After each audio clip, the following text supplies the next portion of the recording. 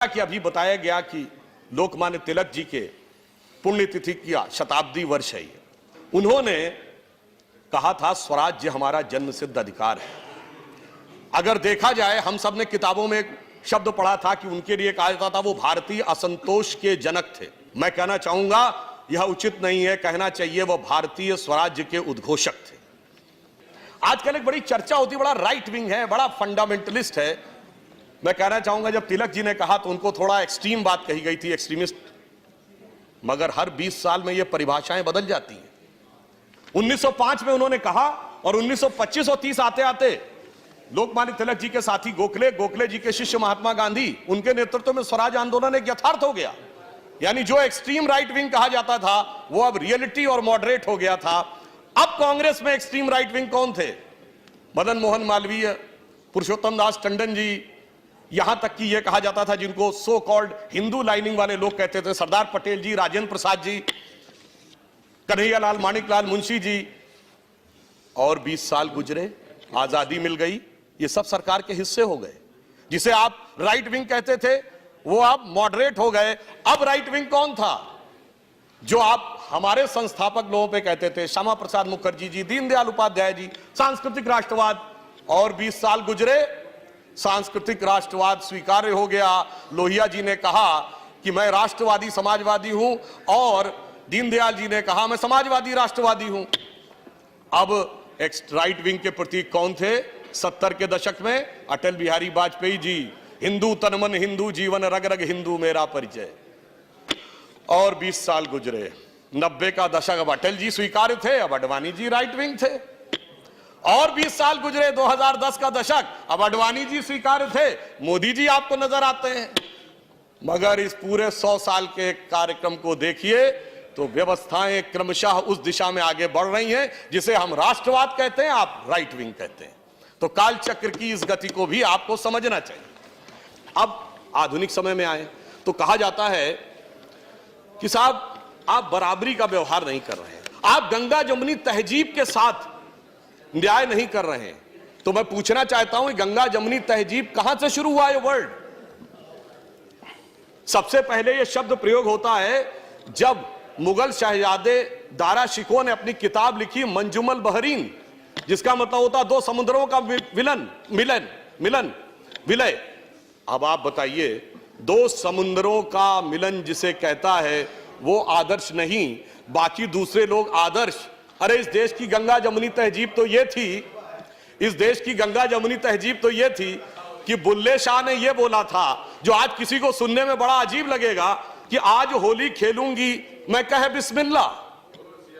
ये बुल्ले शाह ने बोला आज होली खेलूंगी मैं कहे बिस्मिल्लाह। आगे की लाइन अरबिक वर्ड है, अलस्तु बि रबिकम प्रीतम बोले, सब सखियों ने घूंघट खोले, नाम नबी की रतन चढ़ी और बूंद पड़ी अल्लाह अल्लाह, आज खेलूंगी मैं होली कह बिस्मिल्लाह। आज बुल्ले शाह होते फतवा जारी हो जाता, मेरा पक्का मानना है, और बहुत सारे लोग उनके समर्थन में खड़े हो जाते। ये देश की धर्मनिरपेक्षता के ऊपर हमला है।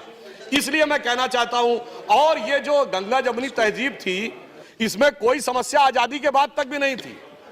ये सारी समस्या 1976 के बाद आई, जब सेकुलर शब्द का प्रयोग अपने राजनीतिक हित में करने की शुरुआत हुई। संयोग तो यह था, मगर इनकी नजर किधर जाती है? जितने मैंने नाम गिनाए, इनके लोगों की कभी जयंती मनाते हुए वो लोग नजर आए जो आज प्रदर्शन करते नजर आ रहे हैं? वो लोग आज नजर नहीं आते। वो तो आज कहते हैं हमने 800 साल इस देश पे हुकूमत की, अभी कुछ दिन पहले बयान दिया, और फिर कहते हैं कि साहब हम तो मजलूम हैं, हमें अधिकार मिलना चाहिए। ऐसी विचित्र स्थिति आज के देश में आकर खड़ी करने का प्रयास किया जा रहा है जो सत्य से बिल्कुल परे। आपने कभी नहीं सुना होगा पूरी दुनिया में कि कोई यह भी कहे कि हमने इस देश पे शताब्दियों तक हुकूमत की है और फिर यह कहे हमें स्पेशल स्टेटस मिलना चाहिए। जब यह देश आजाद हुआ 1947 में तो 567 रियासतें थी। यह बताइए, आज हम माइनॉरिटी की बात करते हैं, देश की सबसे अधिक पढ़ी लिखी कम्युनिटी कौन है? पारसी, 0.1% की माइनॉरिटी है। सबसे प्रॉस्परस कम्युनिटी कौन है? जैन, 1% की माइनॉरिटी है। सबसे एंटरप्रेन्योर कम्युनिटी कौन है? सिख, 1.8% की माइनॉरिटी है। अगर इन सबको प्रॉस्पेरिटी, एजुकेशन, आगे बढ़ने के सारे अवसर मिल रहे हैं, तो माइनॉरिटी में जो प्रचंड मेजॉरिटी है उसके साथ कैसे समस्या ही विचार करने का विषय है। और जब देश आजाद हुआ, बताइए, कोई बौद्ध रियासत थी? नहीं। कोई क्रिश्चियन रियासत थी? नहीं। कोई पारसी रियासत थी? नहीं। एक महाराजा पटियाला को छोड़ दे तो सिख रियासतें भी नहीं थी, मगर लाइन लगा के मुस्लिम रियासतें थी। नवाब पटौदी, नवाब रामपुर, नवाब भोपाल, नवाब लखनऊ, हैदराबाद निजाम, जूनागढ़ के नवाब। फिर ऐसे हालात क्यों हो गए कि आज बाकी सब पढ़ाई लिखाई में आगे और बाकी सारी चीजों में आगे और एक ही वर्ग पीछे होता चला गया? मुझे लगता है इसमें दोष इसका भी है कि जो सियासत की गई ना, अदावत की और मोहब्बत की। किसी ने दिखाने की कोशिश की कि हमें तुमसे बड़ी मोहब्बत है, तो किसी ने दिखाने की कोशिश की कि फला को तुमसे बड़ी अदावत है, और उस सियासत ने कहां यह पहुंचाया सभापति जी, किसी को किसी की मोहब्बत ने मारा, किसी को किसी की अदावत ने मारा, पर इस शराफत अली को सेकुलर सियासत ने मारा।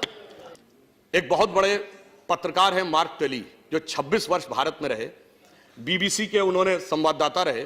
उन्होंने, पुरानी बात नहीं है सभापति महोदय, 22 सितंबर 2019 को आर्टिकल लिखा है। उस आर्टिकल में क्या लिखा है कि Muslims in India are the luckiest.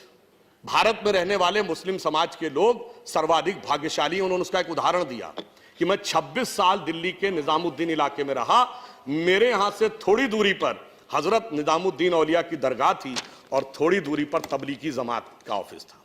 उन्होंने कहा दुनिया का कोई दूसरा देश होता तो 26-27 साल में कोई एक दूसरे को समाप्त जरूर कर देता, परंतु भारत के मुस्लिम इसलिए भाग्यशाली हैं कि वो अपने मजहब के अंदर भी जिस तरीके से चाहें उस तरीके से इबादत कर सकते हैं। यह कहने वाला कोई संघी भाजपाई नहीं है, यह कहने वाला एक वह पत्रकार है जिसने पूरी जिंदगी भारत में गुजारी है और 2019 में उसने कहा